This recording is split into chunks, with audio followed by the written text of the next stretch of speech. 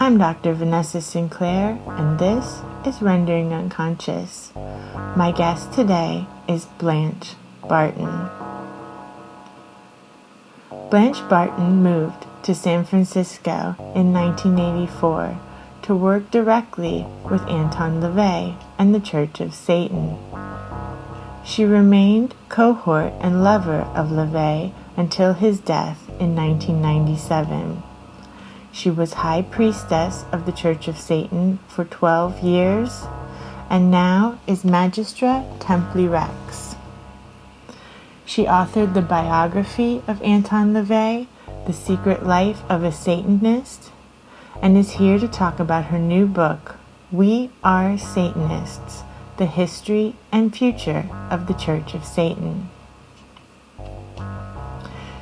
She'll be joining us at Morbid Anatomy Online on Sunday, September 26th, to present Dancing in the Graveyard, Death Imagery in Satanism. Joining her that night will be Carl Abrahamson, presenting Memento Mori, Forever. For more information, you can visit the Psychoanalysis, Art, and the Occult website, psychartcult.org. That's psychartcult.org. Or go directly to Morbid Anatomy's website, morbidanatomy.org/events.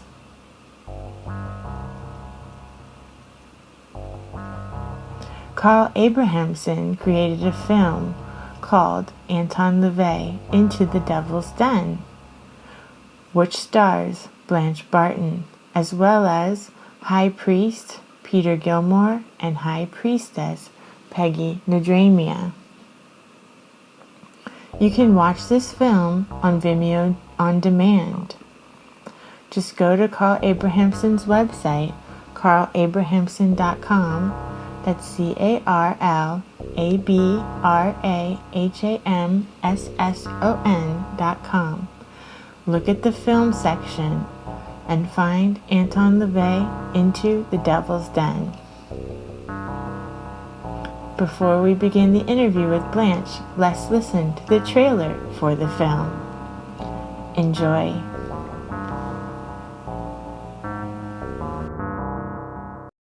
You don't know whether he's going to be a, pompous asshole or, really full of himself, sweep into the room in his long black cape and, here, kiss my ring or something. Well, he was a theatrical person, and so everything he did had that aspect. Suddenly there was this man who looked like the devil, to the popular culture and was talking about Satan as this positive role model. Mr. Satan, Church of Satan, boom, that's it. Sex is not the answer to everything, but it's probably the prime mover to a great deal of what we do.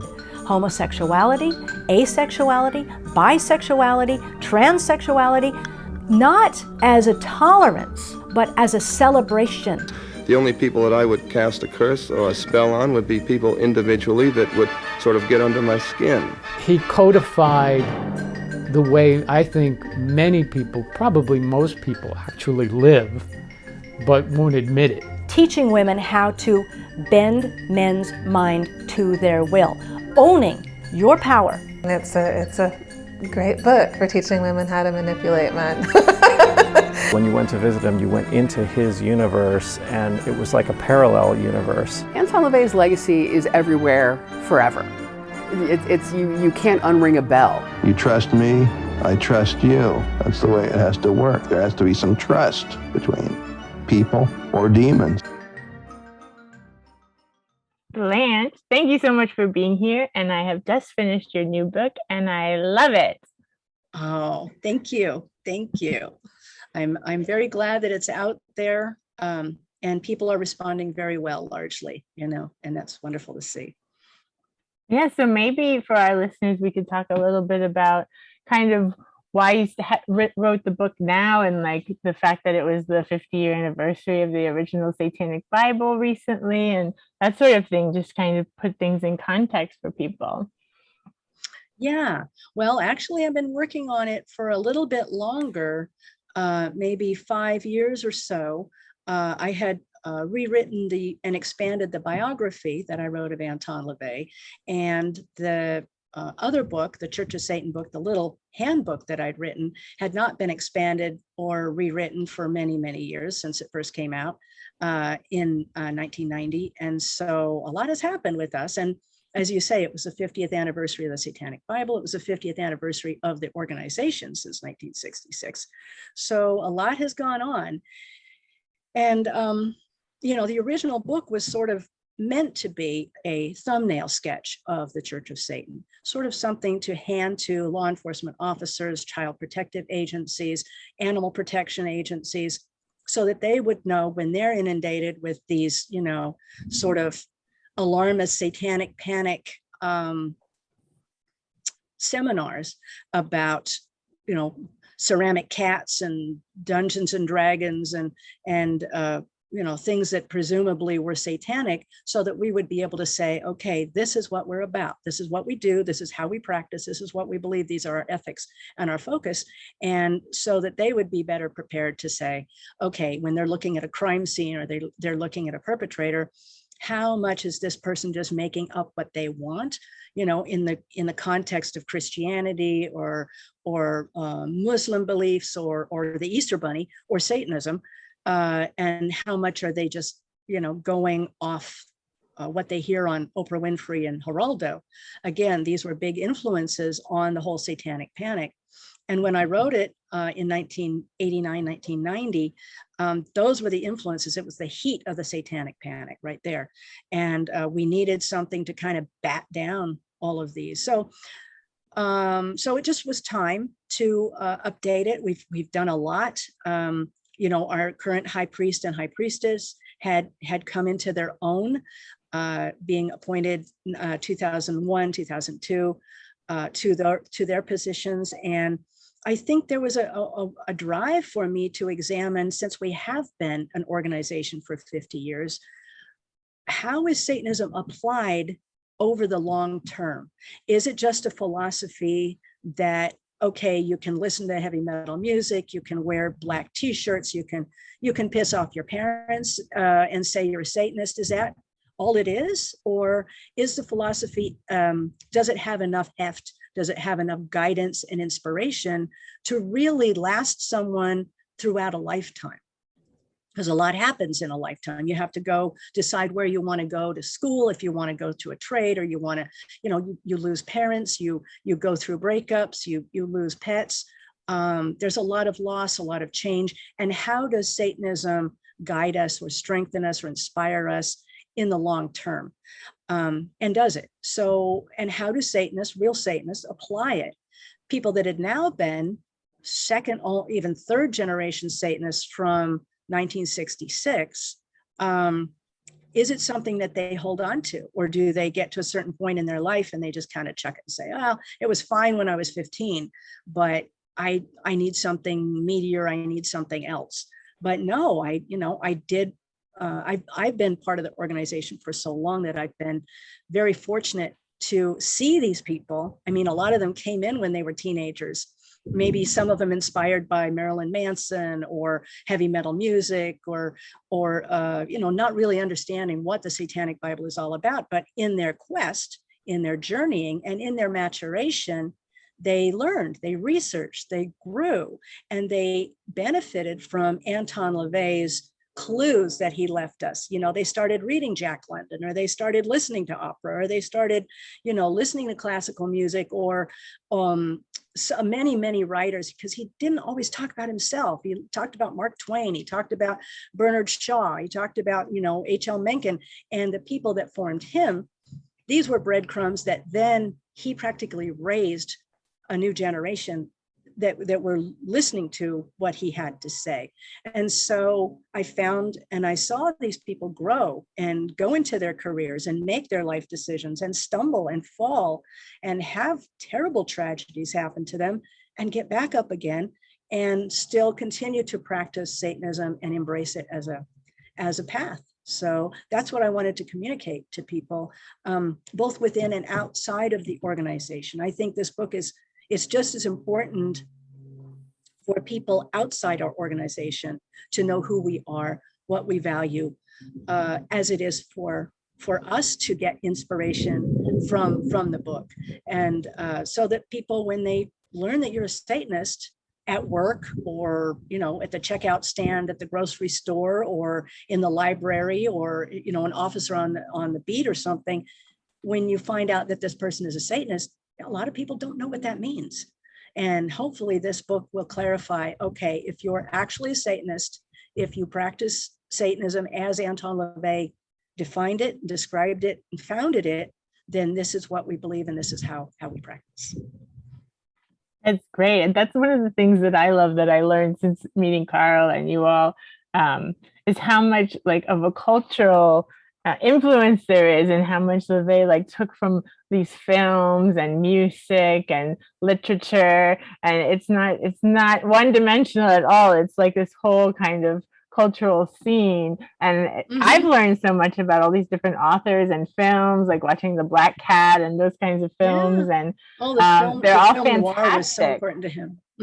Yeah, film noir was very formative to him, and he loves the anti-hero in film noir. Of course, he loved the just the aesthetics of it, as far as personal dress and style, because that, again, that was his ECI, as he called it, his erotic crystallization, inertia, his point where he felt vital and young and powerful and ready to take on the world. And so that's the music. And he was a musician, he was an artist, he was a photographer.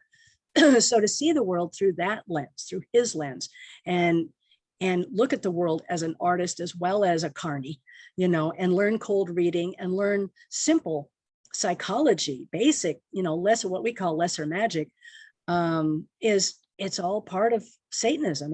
There's so much to unpack and explore that it's enough to last at least one lifetime, if not a few. Yeah, and that's another thing our listeners might really enjoy, is that he was really influenced by Freud and Wilhelm Reich and those kinds of ideas as well. Yeah, definitely. And that he felt that was, and I feel that's one of the revolutions of Satanism, is the fact that he understood that there's an interaction. It's like we're learning about the way the earth works. You know, we can't isolate a system out. We're all interrelated and interconnected. The forests and the animals and the humans, and we all evolved together. So we're all so intimately interconnected. And the fact that so many people, so many times, scientists or spiritualists try to break down and parse out and take away the material from the spiritual, or as I like to think of it, sort of this metaphorical poetic part of our brains. And they can't be separated out. You know, that was what he saw, is it's an integration. He reconciled the irreconcilable. You can do it consciously, though. That's the point of Satanism, is that you start from a rational perspective, and then you allow yourself to be engaged fictionally or poetically as well. And that unlocks power within yourself. It's not demons or forces outside yourself. We have a reserve of this momentous energy within us. And we have ways of tapping into that energy that's generated. I mean, yeah, I know I'm talking about the force, but the reason they talk about the force is because we have matured enough to understand a little bit about how the earth energies work and how we can tap into them within ourselves and project them outward for our own gain, for our own clarity, for our own wisdom.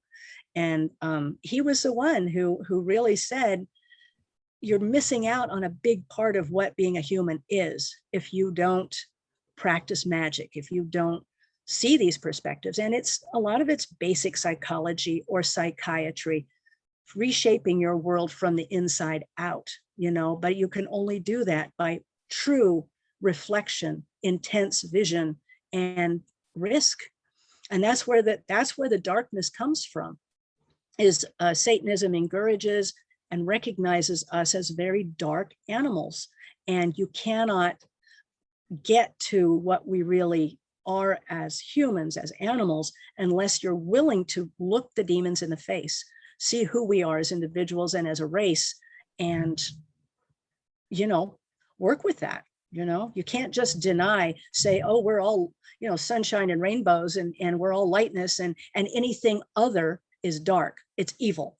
There's no sense in that. There's no logic or reason in that.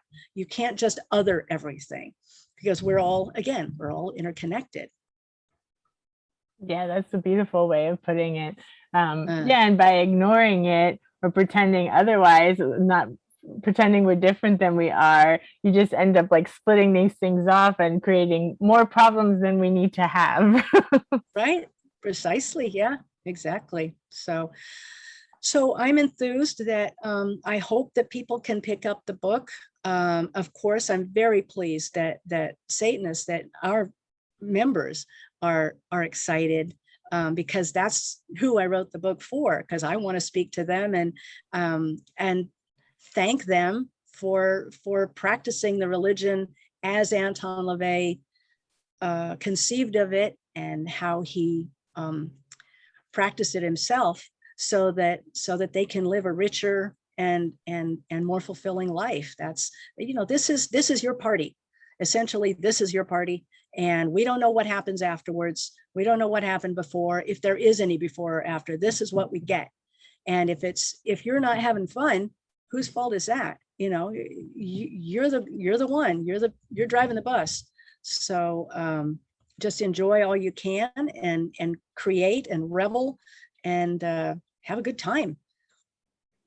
Yeah, and I feel like people can understand Satanism from a different perspective now than maybe 50 years ago as well, because of it actually started kind of when performance art was starting, but people starting to understand more now, since as gender as performative and kind of identity as performative, and how we can kind of create ourselves in different ways that we imagine. Like he was talking about these things kind of back then, and creating your total environment and kind of living in a way that you want to live. People can see that more now as a performance art, or art being life, life being art, magic being art and life as well. Yeah, precisely. But I think it's because he never fancied himself a philosopher. And that's when I read his work, that's what I really appreciated about him. He had a life. He had a gritty life. He had a real life. He was, in the circus and in the carny, and he was a police photographer. And he wasn't speaking from some ivory tower theoretically about Nietzsche and philosophy and, whatever terms philosophers put it in. He was speaking about being a human being in a real sense.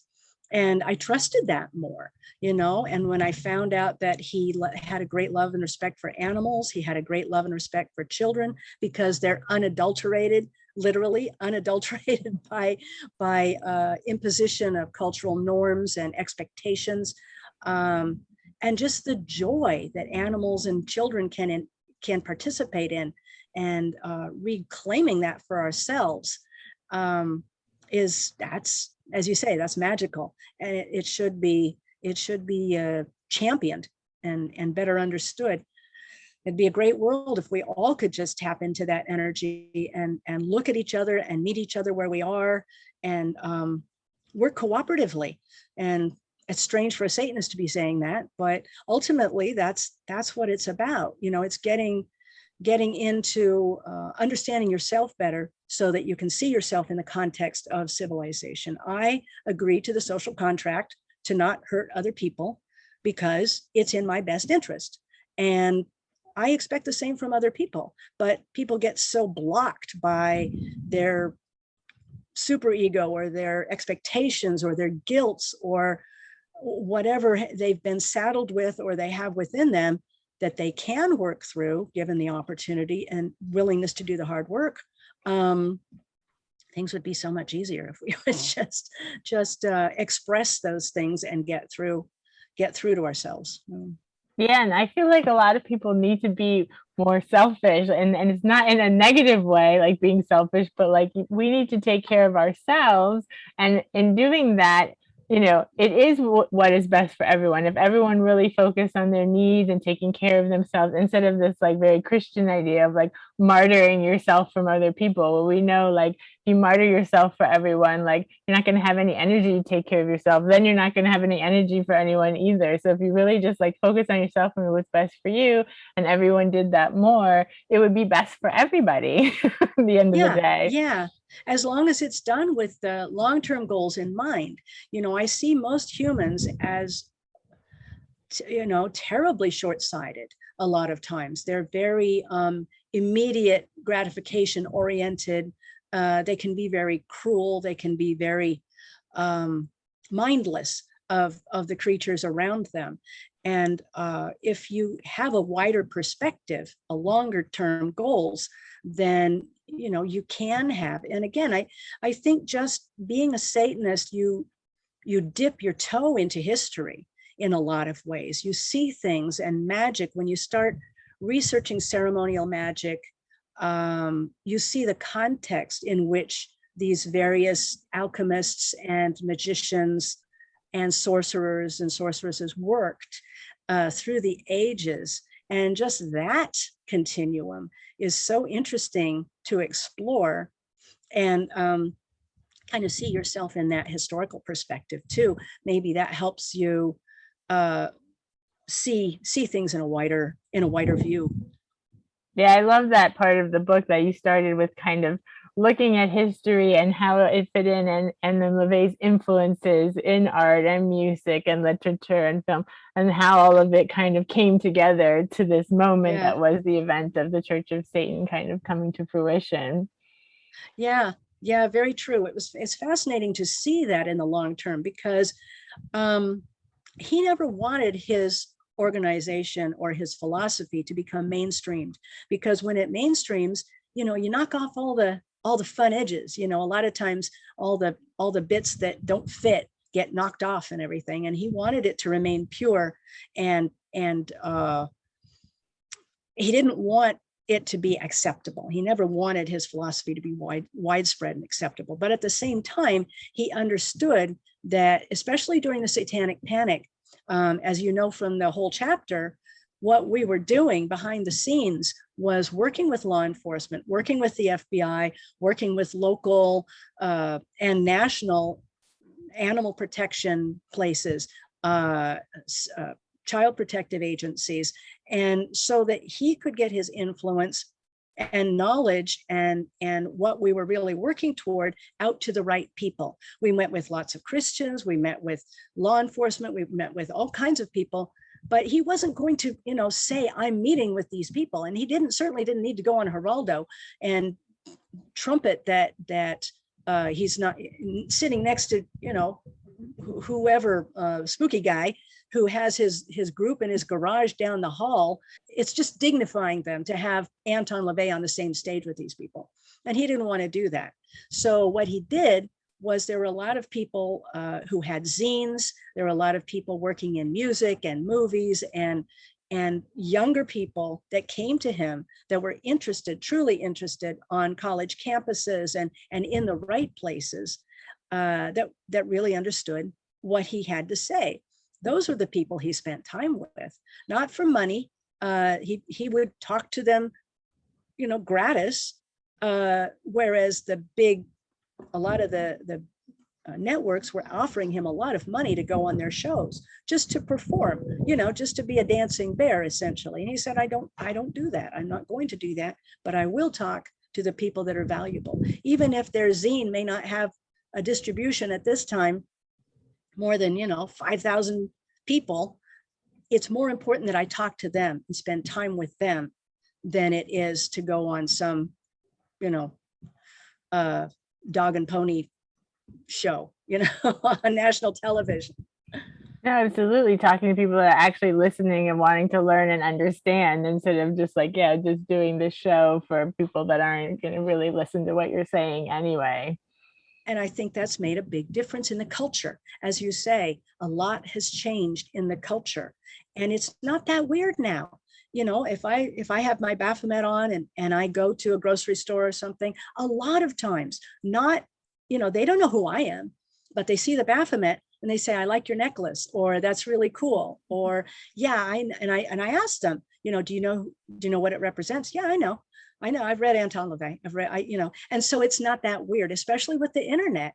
All of this information, all the websites, our website, thechurchofsatan.com, is excellent. It's got endless information, thanks to our high priest, and high priest is always adding more news and more articles and more information. We're on all kinds of social media. We've got books, we've got movies, we've got all kinds of information, authentic, real information out there, so that anybody who wants to know anything about the Church of Satan or about Satanism, they've got it. They've got endless. And you don't have to go quivering up with the unholy book to the register at a bookstore the way we had to, and feel like all eyes are upon you, buying this horrendous blasphemous tome, like God's going to strike you dead, or people are going to sneer at you. No, you can do it in the comfort of your own living room, your own bedroom, and find out endless amounts of real information, and that's a good thing. Yeah, and COS has the best Twitter feed. Pretty much hands down. I think it wins the internet. That's good. That's good to hear. That's good to hear. Maybe we should talk a little bit about the Satanic Panic, though, because a lot of listeners are like grad students and students, and they might have been born in the 80s or the early 90s, and might not really know what that was about or what was happening. And you were really at the heart of it, being like at the Black House in the 80s during the height of the Satanic Panic. Yeah. And again, that's why I wanted it covered in the book, because a lot of people may think, oh, it couldn't have been that bad. It was bad. But you think, well, maybe it was just on a few talk shows or something. But you see, and I hate to draw the parallel, but the QAnon and the conspiracy theories now today are pretty much the same tone, the same level of like a mass psychosis. Right. Like. Exactly. It was on that same level where people, if you wore black clothes, or if you had ceramic cats, or if you had stained glass, or if you anything, the devil, any Sun Devils or any sports team that had devil in the name had to change their name. Anything that was like when the Reagans moved out of the White House, their house was number 666, and they had to change it. The house that they wanted to move into, it had to be changed because he couldn't move into 666. It was a mass psychosis, and we see it happening again. So, and a lot the same roots too. The pedophilic Satanists drinking the blood of children. That was pretty much the same blood libel that was leveled at the Jews, that it was leveled at the Christians earlier than that. We see it reemerge again and again and again and again. And so, yes, it was pervasive. It was ridiculous. And you would think, when I was going through it, I said, well, we've got more information than we've ever had on this planet before. Anyone can get information. Of course, now that's 1,000-fold more the case, but people just get in their little bubbles and they reinforce each other. That's what was happening with the Satanic Panic. There were sort of cops for Christ that had these seminars, and they were going around, they were getting lots of money to go around to various police departments and give their seminars from a Christian perspective. When you go to a crime scene, if there's an inverted pentagram, or if there's any kind of Latin involved, or if there's any kind of, anything, they twisted it, perverted it to be perceived as a satanic crime or something. And the whole McMartin thing, that was just frightening. But the good thing is that a lot of this has been examined and continues to be examined finally by psychologists, by psychoanalysts, by writers, by responsible journalists. And that's what finally happened to tear it all down. And I have a feeling that, and the doctor felt this way too, is that those who were covering health insurance at the time, they were paying for people's therapy from these unqualified therapists who were feeding this nonsense and feeding this hysteria. They were paying millions of dollars for people to be not only therapy, but inpatient situations to hospitals, and they finally started investigating on their own, as well as the FBI. Ken Lanning finally rolled up his sleeves, and as did other people in the FBI, and tracked down story after story after story, hundreds, probably thousands of man hours of police time, investigators' time, looking for bodies that weren't there, looking for stuff. And it's drawing away energy and monetary resources, funding from other things that they could be doing, really taking care of. So it was a farce. It was frightening. People suffered. They had their children taken away from them needlessly. People suffered. Damien Eccles was on death row for how many years? 18 years. I just saw he posted just like Thursday that was the 10th anniversary of when he had been released. So only 10 years ago he was let out. Yeah.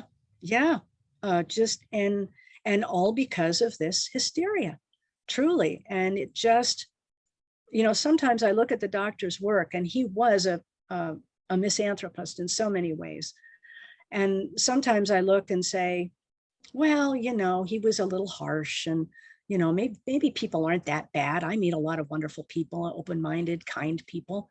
And, but then you start seeing this kind of nonsense and how frightening it is, and how people can turn under the right conditions. And that's what we look at when we think of the, Salem witch trials and the House Un-American Activities Committee and the looking for the commies under the bed. And it's it really is frightening. That is a failing in the human social system, that we can become mobs and ignite as mobs very easily. Mm-hmm. And we have to be very, very cautious of it. And again, I think Anton LaVey's attitude is very instructive, in that we enter into our poetic mind and into the ritual chamber with consciousness, we suspend our disbelief consciously. We call forth demons or the devil, or we use externalizing language to evoke it within ourselves, but we never pretend or delude ourselves that it's not coming from within us. And you're playing with fire. And a lot of times I tell people, if you truly don't understand magic, don't go into the ritual chamber. If you are if you have any lingering context for something that you may be conjuring up being evil or attacking you in any way, don't do it. Don't play with it, because it can be very liberating for someone who's prepared, but it can also be very damaging to someone who may imagine themselves as then possessed, or they have lingering guilt or something that can be very harmful. So it's not, and again, this is tying into people who get in these bubbles and self-delude themselves into thinking a certain way, or because of peer pressure, because of the bubble they put themselves in, thinking along those ways. And because you can very easily start dehumanizing other human beings or animals. You can believe, well, like the guy that just killed his children, in Mexico. It's because he thought that they were lizard people, and he's not alone. There are people that go through that, and it is real, and they think it's real. And that's why where vile things can happen. Yeah, when people get like worried, I've noticed magical practitioners getting worried that they're not like doing something exactly right, and then it's going to backfire if they like don't say something this many times. And it's like, if you have any of that paranoia or something, then just like, yes, don't bother, because you really should just have an attitude of like, what do I have in the house? I'm just going to put these things together. It doesn't have to be the right exact thing. It's just like, whatever works, whatever you have, be easy with it. Sure, exactly. And, it may be something, especially that's very personal to you. If you're making up an altar or something, include little bits of seashell or pine cone, or some little sculpture that your father had. You love it because it was associated with your dad. I mean, it may even have religious context, or it may have some silly little frog or something, but it means something to you. That's what Anton LaVey was all about. Is it emotionally significant to you? This is what you're trying to get to, is you. It's all about your own specific emotional response. And he had wonderful stories about being in ritual chambers with people, and getting to a certain point where they just roll with it, and like an actor or something, they start reciting Shakespeare, or they start, summoning up a poem from their youth that is stuck in their brain and they think is appropriate. And that's where the real magic, or when someone's playing music, to accompany and the ritual, and they start just improvising and come up with something, and it's just brilliant and it's perfect. Yeah, it's like unleashing your creative energy everybody has. And like, I really like that about the emphasis in the book as well, and like the emphasis on human ingenuity and creativity and these kinds of qualities that we have. Precisely. That is where our strength comes from. We can talk about all the bad things about human beings, but we are endlessly adaptable. We're endlessly imaginative. And this is where the force of innovation and pioneering spirit and impulses come from. And that's what we need to innovate with, plus with diversity. We talk a lot about diversity right now, but what it comes from is in nature.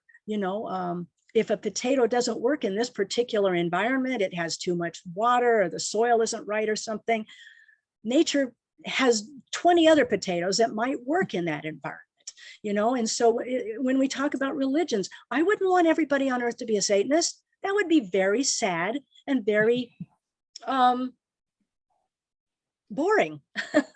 I love to hear people's stories that are in the context of other religions or other philosophies. I love to eat food that's from other cultures, and just taste and hear the tales that people tell, that mothers tell their babies, when they're telling them stories at night when to go to sleep, or songs that you sing to your children that maybe they never became popular songs, but when you're singing to your children, or when you're singing to a loved one, there may be something that comes up that you haven't thought of, that you learned from your mother, or you learned from your grandmother, or your dad, or your grandfather, that's never been on the radio, but it was passed down from generation to generation within your particular culture. That's magic, and like the doctor said, when you're singing that song or playing that song at that particular moment, you may be the only person on this earth that is playing that song or singing that song at this particular time. And that's magic. And then he said, just imagine, just pretend if there were any energies out there that are kind of drifting around. What if they saw this sweet little bug, this little shiny bit of human that was singing this, and it was a beautiful song that they liked? And why wouldn't they pay attention to that? Not doing what everybody else does. Just be creative and be driven for yourself. It's wonderful. That's the strength of humans. Absolutely, yeah. And that's another thing that you talk about, I think, in the film as well, Into the Devil's Den film, about how Anton LaVey in the Satanic Bible in 1969 talked about like asexuality, bisexuality, homosexuality, transsexuality, all being celebrated, not just like tolerated, and how that was like foundational to the scripture. And that's really amazing. Yeah. From the very outset, he always has enjoyed people, the variety of humans, and especially things that other people would consider quirky, people with various little obsessions, or, someone who expresses their sexuality in some bold and revealing and exciting way.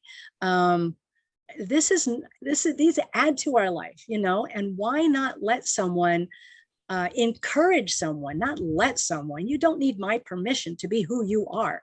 His point was just unfold yourself, you know. And when he would counsel people, he would get people that maybe they were, they enjoyed wearing women's underwear or something.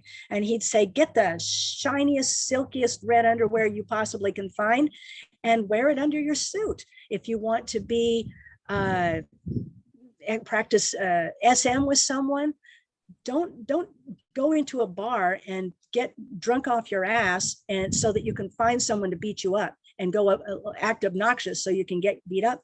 Go find someone who will enjoy indulging that for you. You know, create a symbiosis where everybody can be happy, everybody can acknowledge what they find pleasure in. And that seems like a number one easy thing for humans to be able to do, is just not judge people and not oppress other people.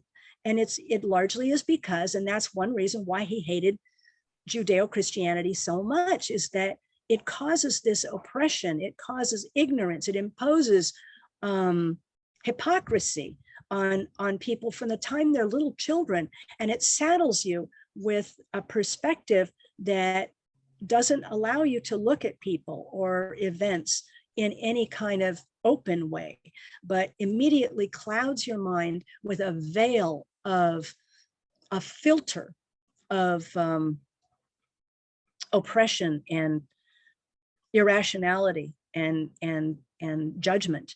And he wanted to work his entire life against that, and he did. Yeah, I don't think anything that says that it's the only way is good for human consciousness and psychology, because if your way is the only right way, then that means everyone else's way is not. And that automatically feeds into what you were talking about before, of like othering and thinking you're better and negating and then being aggressive towards everyone else if you think you're and especially if it's with like you're aligned with God, you know, that's very dangerous, I feel, for people. Yeah, it is. It's very, very dangerous. And he saw it as very dangerous. And we're seeing it all around the world, you know, and any religion, as you say, or anyone. And again, that's one of the advantages. And I hate to keep going back to this, but with Satanism, because we don't say we have all the answers. Anton LaVey never wrote the Satanic Bible as a revelation from Satan. He never said that he was in touch with anything other than himself and common sense. You know, he never said, I am the light, the truth, and the way, and the only way for everybody. Within Satanism, he tried to encourage people to express their own, however they want to express it. You know, there are very simple tenets that we have that can be expressed basically in the 9 satanic statements. They've been a little bit expounded upon within his lifetime, but there's been no change. There's no reason to change or alter or redefine anything that he said, because it makes perfect sense. And there's so much to explore within that context that there's no need. But he never dictated to people. He reveled, quite the contrary. He reveled in people expressing themselves completely. And within the ritual chamber, you know, you talk about creating your own total environment. He would love that people have done so much with VR, and that there are so many options open to us as far as method of dress or the environment you want to, the way you want to style your home. And there's so many options available. If you're really into technology, you can make a little home like that's like Frankenstein's workshop or something, you know, with Tesla coils and Jacob's ladders and all kinds of knobs and metal and vacuum tubes, and you can do that. You know, you can make it look sort of steampunk and fun, and if you're into Gothic stuff, you can go in that direction. If you're, you know, into 50s, 40s, you can completely live in that world. And I credit the conversations that he had with the right people, with the right young people who have now gone on to start their own companies and who are making these products and making these things available for us to enjoy. Yeah, I think that That's what I told Carl. I want to write a paper about Satanism and psychoanalysis, because I see similarities in these ways where it's more like, it's not like I have the answers, but it's more like I've been through this process and it kind of found the ways I like to enjoy and kind of work in my life. And then it's about just inspiring other people to find the answers within themselves and figure out what they want for themselves, rather than like telling people what to do. It's more like just supporting them in them figuring out what they want to do. Right. Yeah. Yeah. That's what it's all about. And I love that.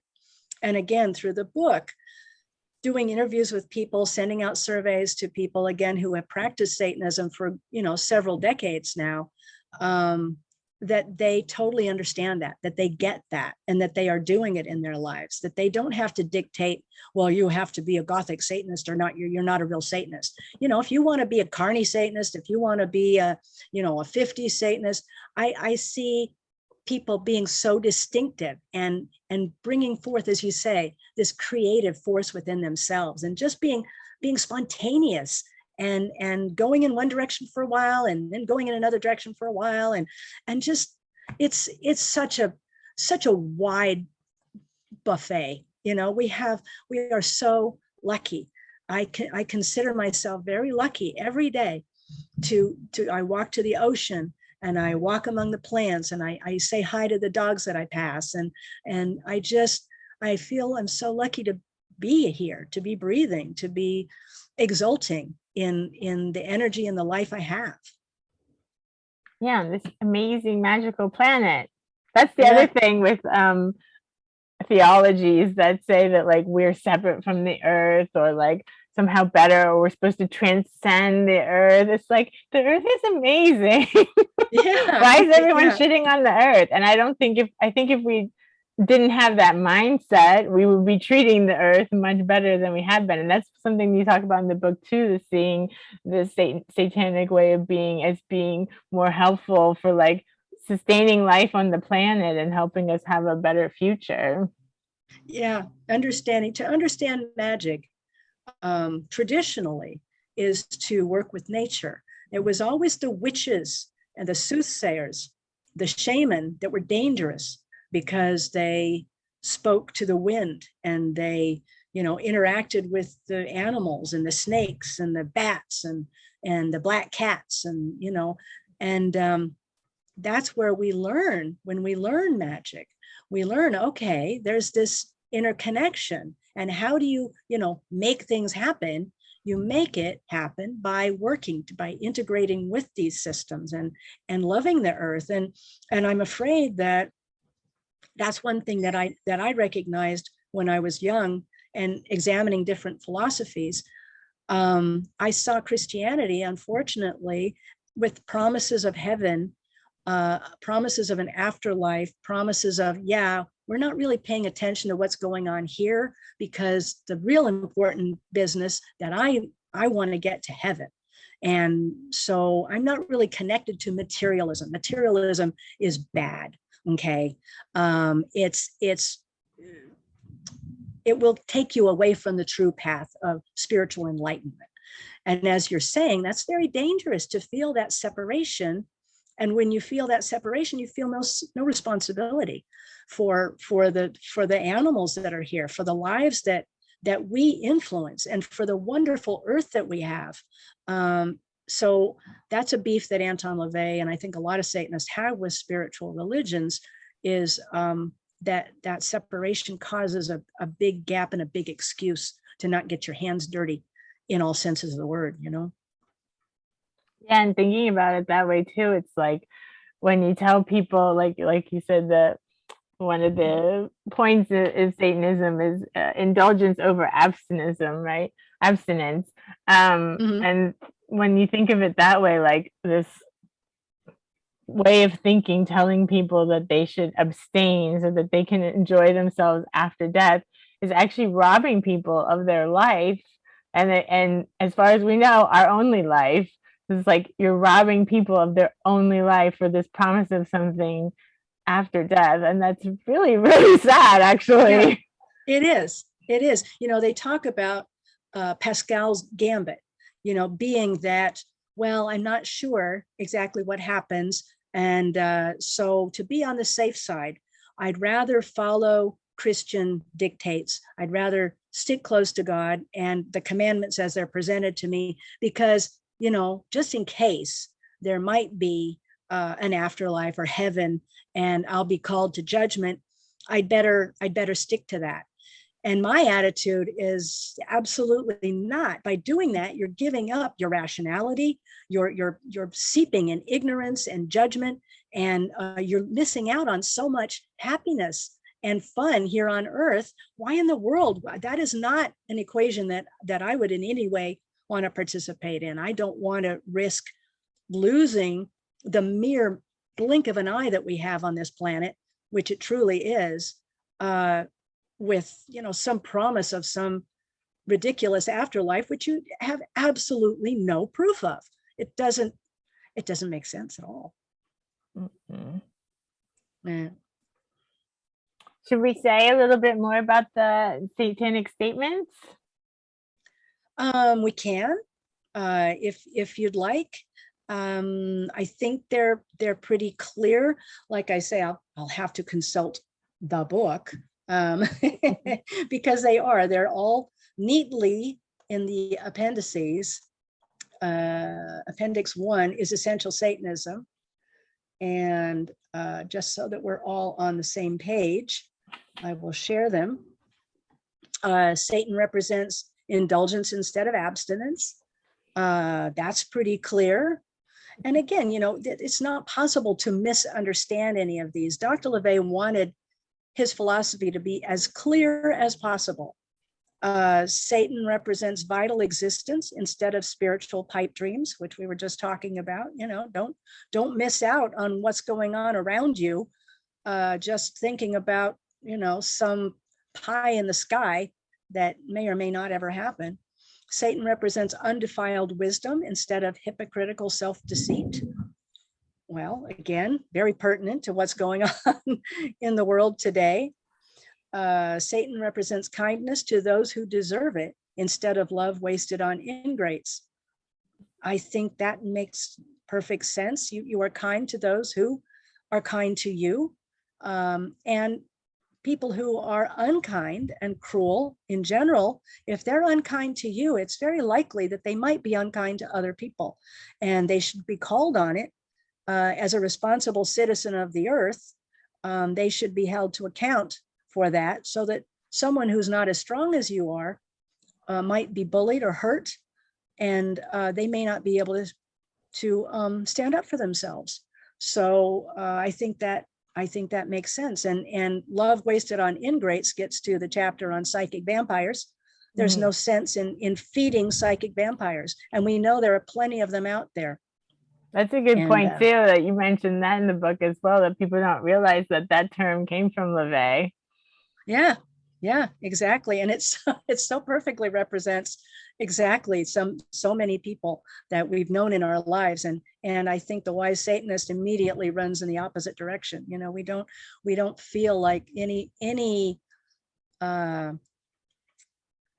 politeness about just zip, turn on your heels, run away. Number 5, Satan represents vengeance instead of turning the other cheek. Again, I think that's part of the social contract, because people who are unkind, are cruel to you, it's very likely that this is a habit they have in their lives. And you have to sort of, at least, in your ritual chamber, if nowhere else, for your own sake, can't bottle it in. You have to call people on what they're doing and wake them up, smack them around the head and face and over the head if you have to, a little bit, to wake them up to, this is inappropriate behavior. That's what, chimpanzees in a troop do. That someone who acts inappropriately or cruelly will get bitten and beaten and exiled. And I think if our primate brothers do that, I think it's fair for us. 6, Satan represents responsibility to the responsible instead of concern for psychic vampires. Again, if you're doing well, if you're doing the right thing, if you're, working hard, you should be adequately rewarded and encouraged.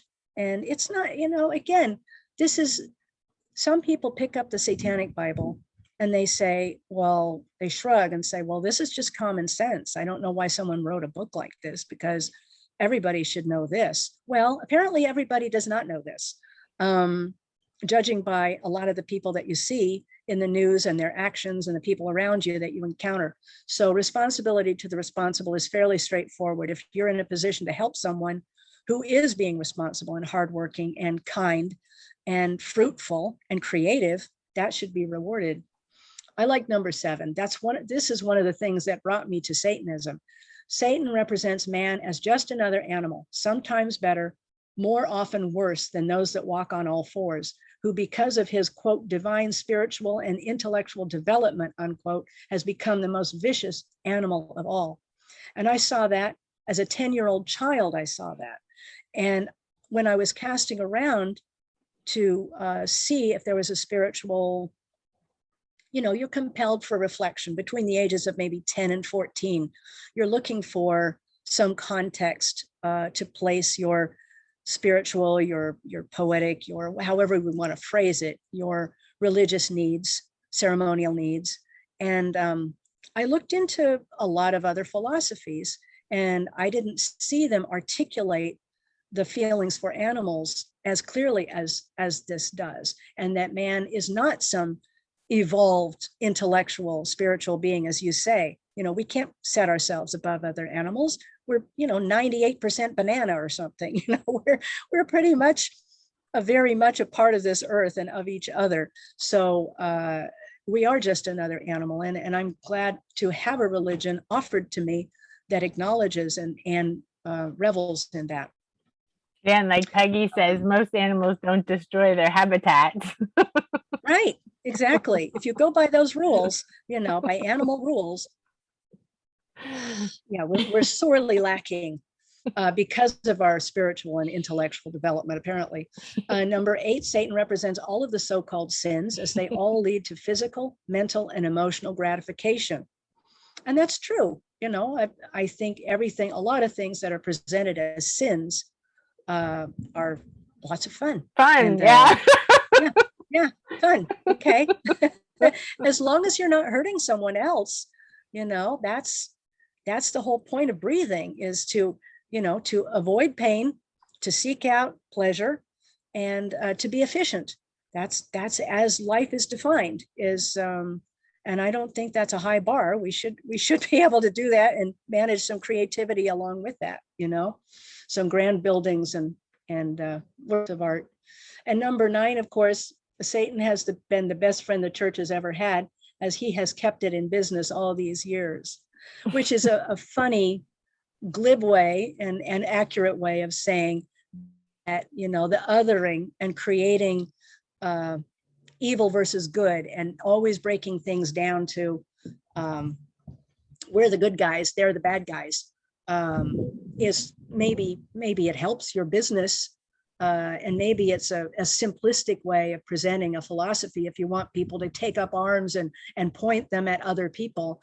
But it's all too easy to start dehumanizing and demonizing people when you have that us versus them philosophy hardwired in your religion or your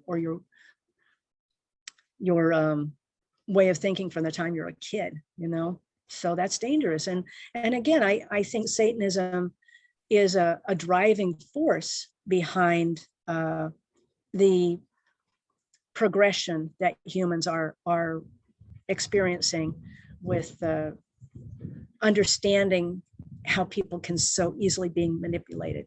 And so I think grounding yourself in Satanism makes a great deal of sense. I've never had to, as I say in the book, there's never been a point. I've been a Satanist for, gosh, I don't know how long now, going on 50 years, I think. Is that right? Well, 45. Yeah, 45 years at least. Never once have I had to turn to another philosophy. I've never said, oh, this is too hard for me. I wish I were a Pentecostal. I've never had to compromise my philosophy or say, well, Satanism really doesn't address this, so I don't know what to do with this. No, it's been there every step of the way with me through, challenges, surprises, upheaval, satisfaction, revels, on all ends of the spectrum, both ends of the spectrum, and everywhere in between. It served me very well. So I'm very glad that I discovered it when I was so young, and that other people have too. And you'll read about them in this book and how it's unfolded and encouraged them in their lives. Carl's a perfect example of that. And I'm glad that you found sustenance and inspiration there too. Yeah, I know that. I mean, that's what I was just thinking, like, even though it's a collective of individuals, that have, everybody has their own thing. It's like the nicest people I've ever met, and so thoughtful and well considered, and like, thinking for themselves. And also, like, you talk through the book, the whole history is like, clearly you found a lot of support too when you were going through these different stages, and like after the doctor passed and things like that, and you're still good friends. It's like a real tight crew.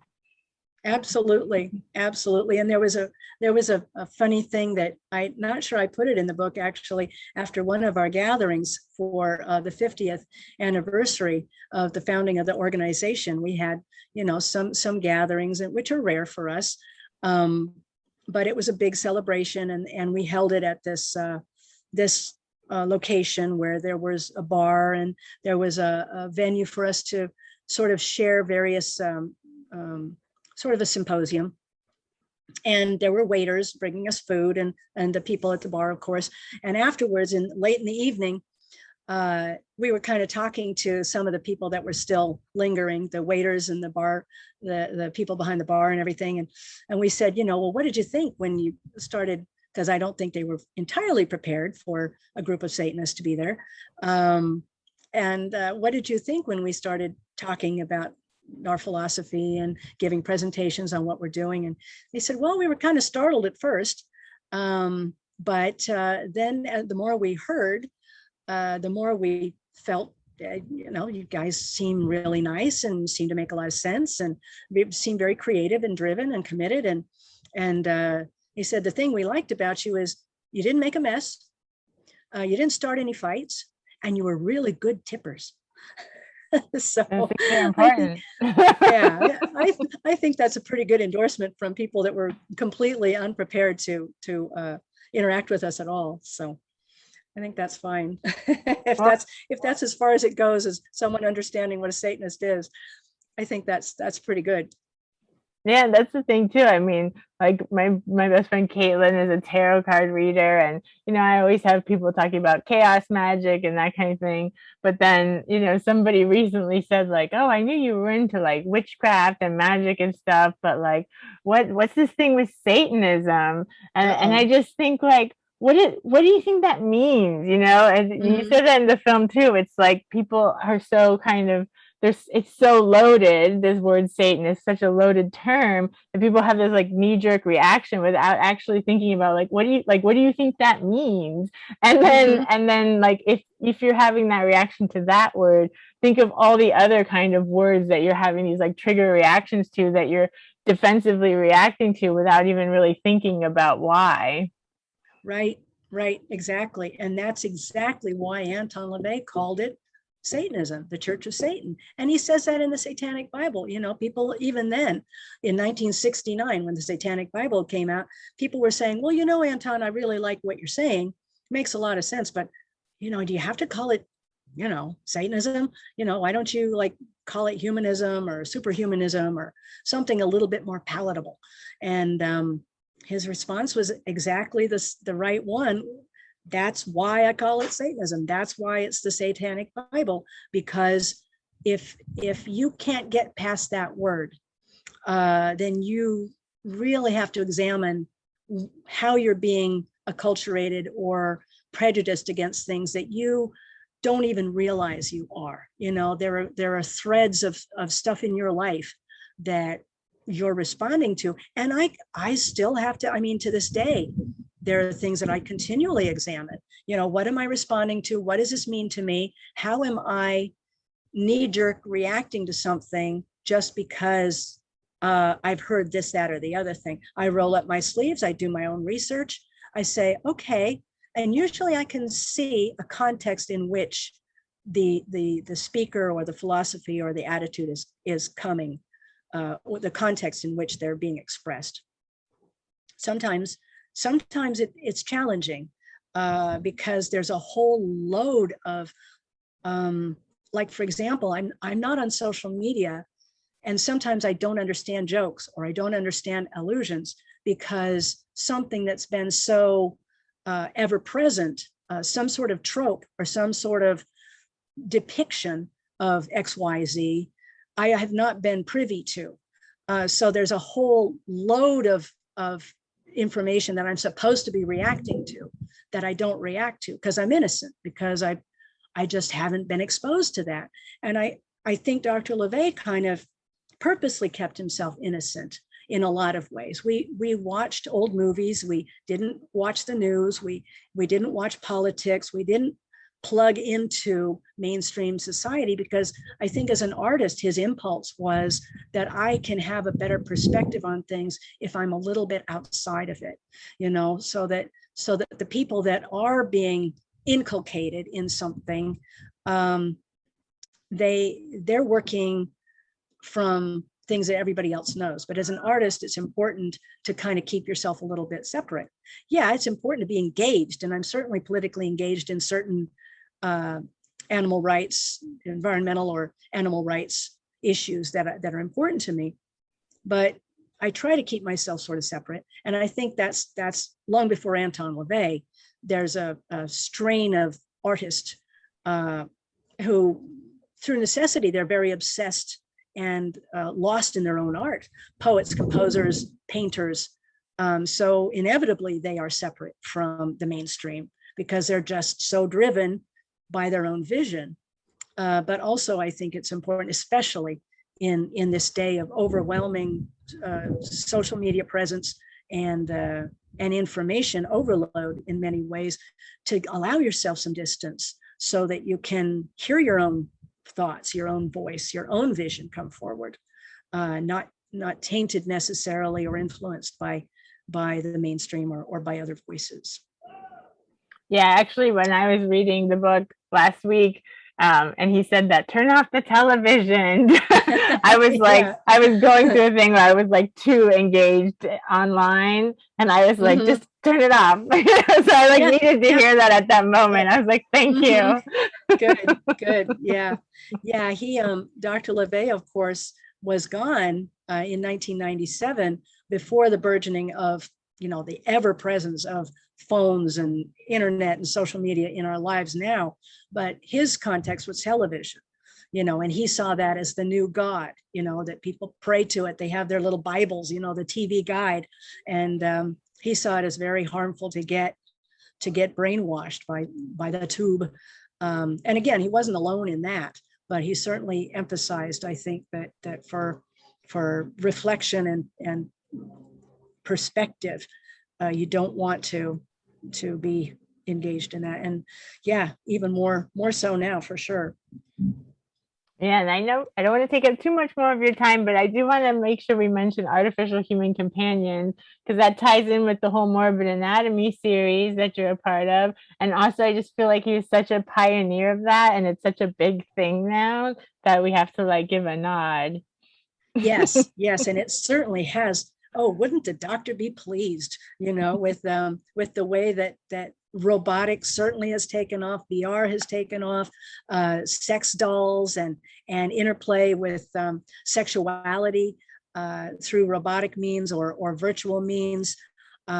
It's very exciting that has been, and I look forward someday to his sculptures being available for people, because the people that have made sculptures very much like what he was doing so long ago have now made names for themselves and are hailed as innovators. And of course, we know that Anton LaVey was doing that in the 50s, 60s, long before a lot of these people were even born. But yeah, the artificial human companions goes hand in hand with creating your total environment. And I just love that people have embraced that in the mainstream. They see the advantages of artificial companions, and you know, I mean, here it is right here. You know, these are our virtual friends, and the fact that we can now have friendships and, you know, sexual partners, I suppose, from around the world. You know, you can interact in whatever way you want or feel comfortable. And it shows the value of human imagination and how much we can do with that. But yeah, that's robotic cars. That would be very exciting. People ask me a lot of times, well, what do you think Anton LaVey would think about X, Y, or, you know, whatever? And he'd just be fascinated. He'd be thrilled and fascinated by all the innovations as far as that element goes, for sure. The rest of it, you know, the social fractiousness and the willingness to be hypnotized as a group would be very distressing, I know. But, you know, humans are humans, and they continue to perplex and inspire. You know, I love that. One thing that the internet has brought, I think, again, I get back to animal rights and interaction. I think there's much more of a push toward conservation and a willingness for people to go out on a limb, sometimes quite literally, or into a hole, to help like a trapped elephant, or to help a tiger in distress, or a chimpanzee or a kitten that's trapped in a well or a gutter or something. I think because the eyes of the world are on us, on each other, we see that we can act with humanity, with grace, with a sense of responsibility to other creatures around us. And I love that aspect of it. And then people post it, and then the whole world says yay, and that's a lovely thing, you know. Absolutely. Is there anything else that you wanted to be sure to mention that we didn't get to? I don't know. I think we've said a lot of fun stuff, and hopefully there'll be more for people to explore. We didn't really get into the Church of Satan as an organization, and how much I value Peter Gilmore and Peggy Nadramia's vision, persistence, and wisdom in the way that they have guided us since 2001, 2002. And, you know, they've done amazing things with the organization. They've been able to put their imprimatur on it, but because they knew Dr. LaVey so well, had spent so much time with him, and they see his total vision so well, the carny aspects, the creative aspects, the musical aspects, and they are both so intelligent and articulate that it's just, we are very, very lucky to have them as leaders of this organization right now. That's for sure. Yeah, they're fantastic. And even though the original Black House was sadly torn down in 2001, right? Yeah. Thankfully, Peter and Peggy have a beautiful new Black House. Yes. And it's such a wonder world. It's so wonderful in there. Yeah, it is. Yeah, they're very, very wonderful people. Excellent. Yeah. I had the good fortune to get to spend Halloween there. I think it was in 2018. Yeah. Halloween at the Black House is fun. Yeah, they are so generous with their time. It is not an easy job at all. I can't imagine the shit they have to put up with. People's questions and stuff that are just like so uninformed. Yeah. I couldn't do that. Really, They have a lot of patience, and they both have, they're driven creatively, both of them, and they really do take their role as nurturers, gardeners very seriously, or conductors, in the case of the maestro, taking this part of the orchestra or weeding out that part of the garden. I think both of those metaphors are very apt, because it's not a philosophy. We don't depend on numbers, and if you don't get it, it's better that you're not involved. And they make that very clear. We don't ask for, monthly donations. We are not dependent on building on your money and your donations to do outreach in Africa or build big cathedrals. The philosophy is there. If you want to join the organization to support the philosophy and keep it going so that we can keep it in the way that Dr. LaVey, keep it pure, the way that Dr. LaVey proposed it. And that's one thing I would want to say too. Well, I'll talk for another 5 hours, but the reason that the Church of Satan exists is because it is so easily misunderstood. It purposely and just innocently, as you say, what does that mean? When you say you're a Satanist, what does that mean? Well, that's why the Church of Satan exists. And that's why we are so insistent on the Church of Satan being the defining and only satanic organization, because it's so easy for people to say, well, no, it's this, or Anton LaVey really wanted it to be that, or, oh, you guys are, not taking it in the direction it's supposed to be going in. No, for as long as we breathe, and hopefully for, several hundred years past that, if we continue this path, we need people to understand the entirety of what Anton LaVey did, said, and intended, from people who really get it.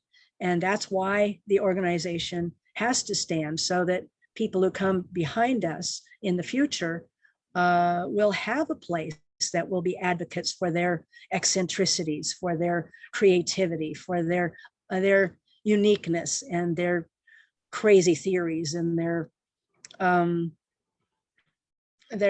freakishness, and support that.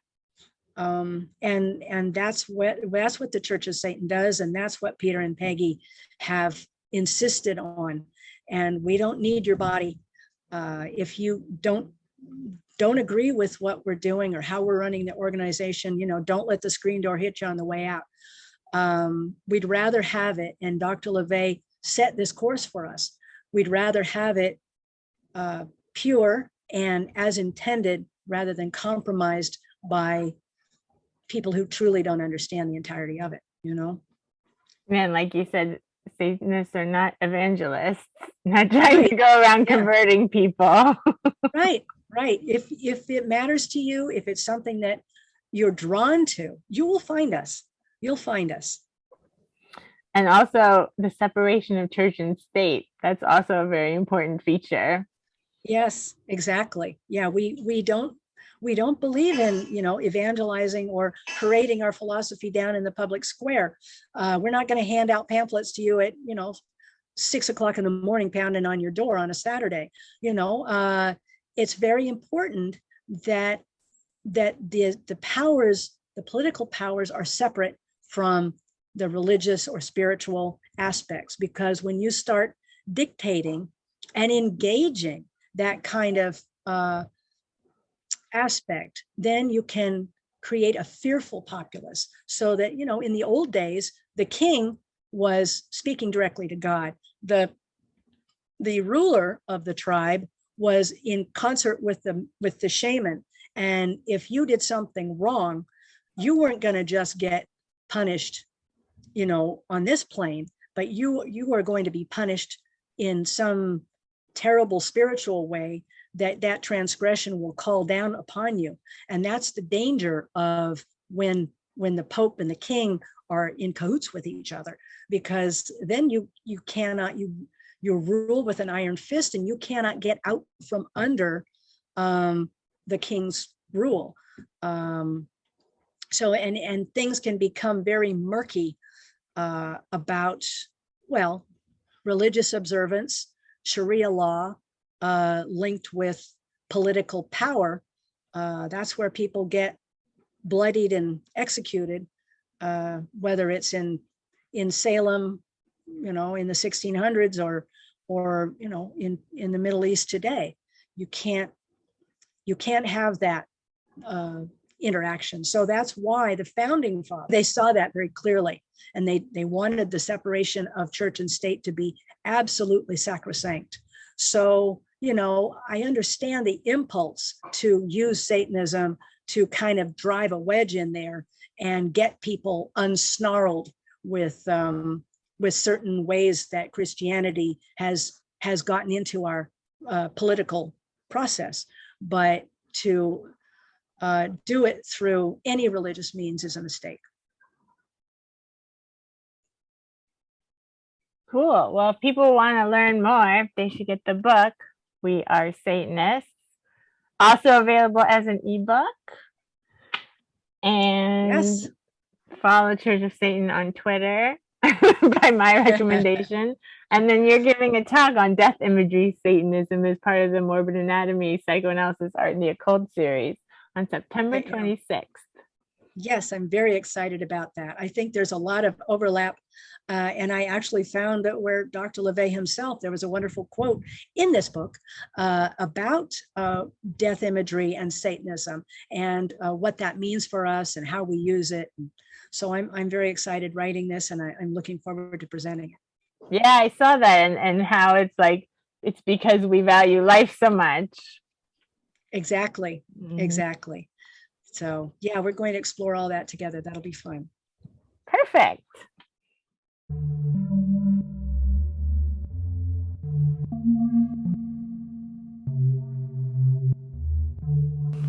Thank you for listening to Rendering Unconscious. You've just heard a discussion with Blanche Barton. Join us for her talk at Morbid Anatomy Online, Sunday, September 26th. She'll be presenting Dancing in the Graveyard, Death Imagery in Satanism, alongside Carl Abrahamson presenting Memento Mori Forever.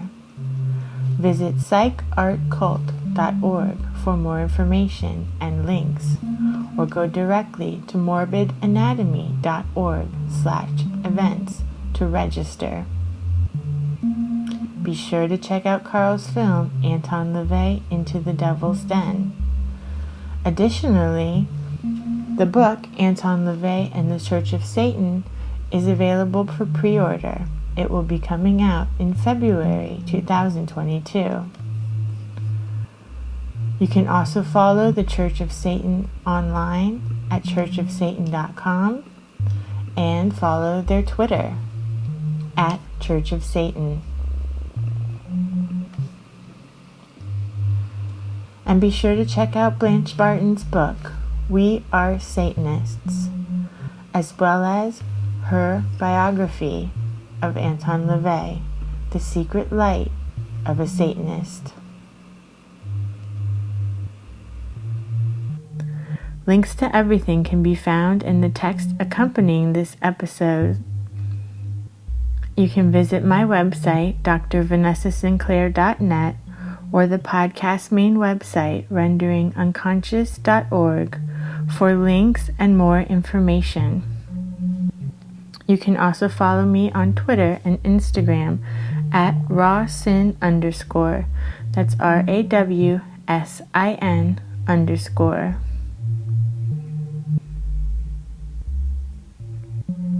You can support the podcast at our Patreon, patreon.com/Vanessa23Carl. That's VANESSA23CARL. Your support is very appreciated. Thank you so much for supporting Rendering Unconscious podcast and all of my other creative endeavors.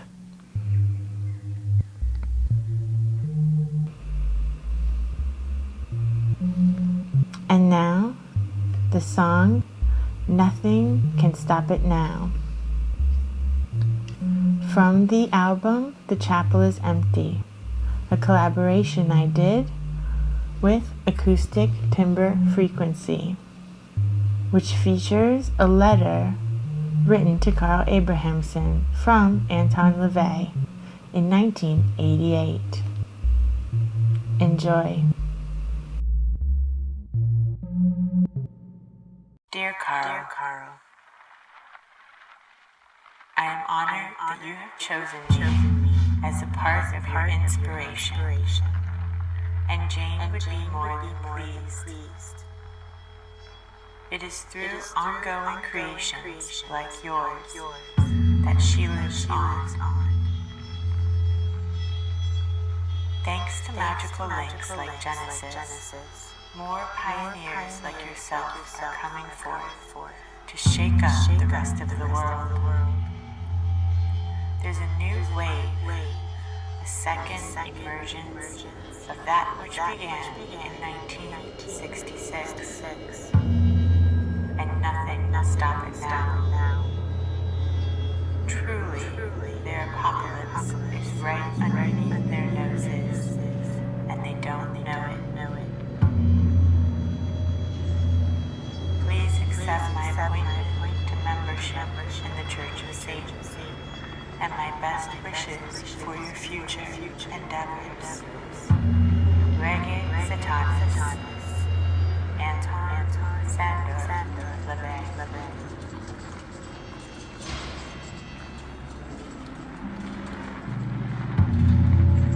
Mother, have a safe trip. Space. Road. I can take any empty space and call it,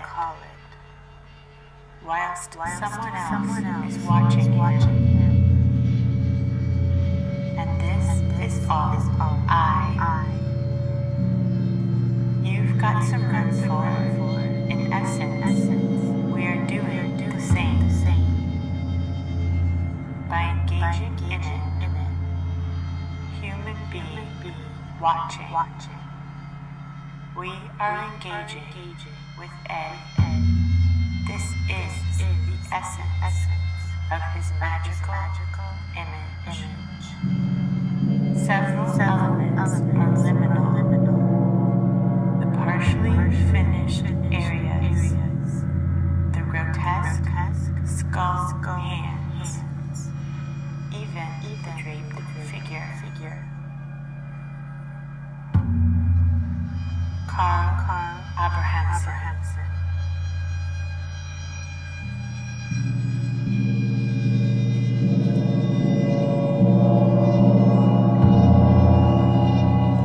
People usually have developed quite a narrative of themselves, adhere to it quite strongly, if not rigidly, as it is most likely tied. They think about themselves and their worldview. So instead of thoughts and interpretations, which I find to be quite violent and overwritten, more specifically, what is anatomically hidden or in now. Hold on. Sat down on the bed and pulled an old cardboard box close to her. She raised her head and looked into the mirror on the wall. Mirror, mirror on the wall, who's the craziest of all? She whispered slowly. Distinguish the accent of townspeople. It used to make her smile, but not anymore. Mary could see her own reflection all too well, and she wasn't certainly underlined that here aggressiveness dominates. Allowed me to hug her back. Full night, but it is also that when her parents had died a year earlier, she was left with clearing out her own space and clearing up theirs. Now finally she had. She had moved into their house just outside of New York City, not with an overwhelming sense of joy, but rather just because they had expected her up, back to the grassroots, back into the hands of thee, could play our own music and dress the way we, in time. This was certainly such a time. She brought letters, photographs, small mementos, passed by far too quickly, all stashed in, provided the kind of immediate emotional she needed from time to time. More often realized every time she hesitantly returned, box a few months after Freud.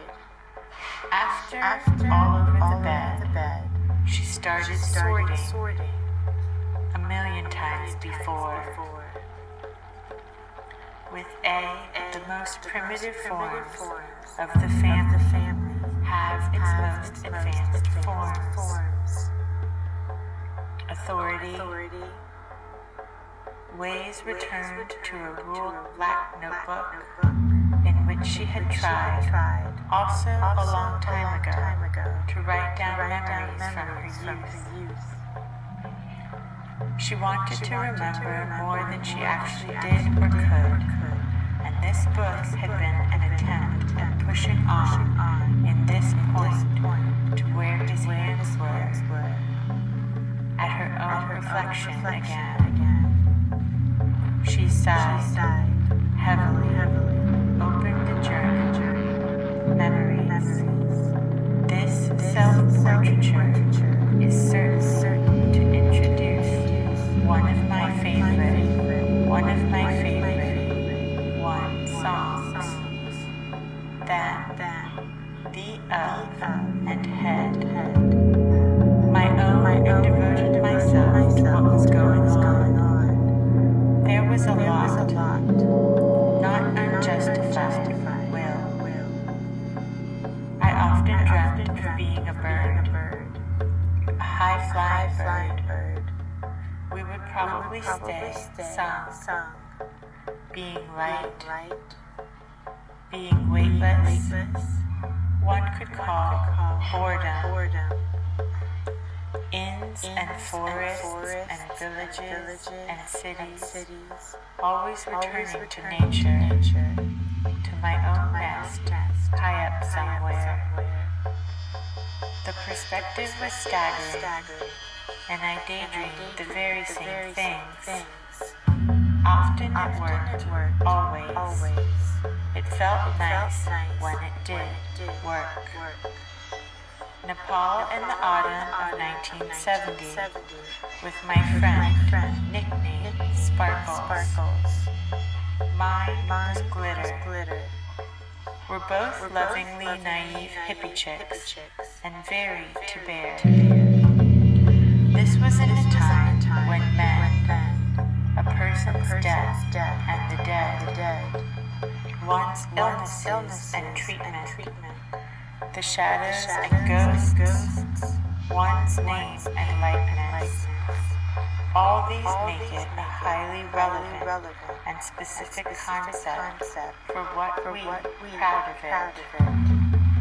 Love, we believe, and Afghanistan first. To get to Kathmandu, there was not Kathmandu, and as this was also, we're in to read. Cruised other, hotel on psychiatry, and other smaller trains. We both said, wake, dream states, inside and out. This world and the next burns brighter. The way to keep the relationship between